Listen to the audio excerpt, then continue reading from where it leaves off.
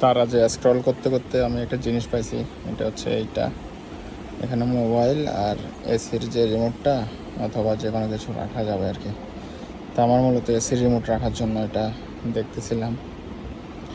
এটার একটা জিনিস দেখাই, সেটা হইল যে এটার দাম হচ্ছে 79 টাকা, 80 টাকায় ধরলাম, 80 টাকা এটার দাম।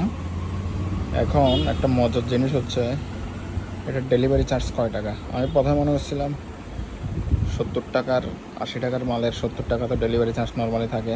এখন বায়নাতে দিই, এটার ডেলিভারি চার্জ হচ্ছে 440 টাকা। এই হইল অবস্থা, 80 টাকার জিনিস ডেলিভারি হচ্ছে যে 440, টোটাল পেমেন্ট অ্যামাউন্ট হচ্ছে যে 519 টাকা। কি একটা কাজ কারবার।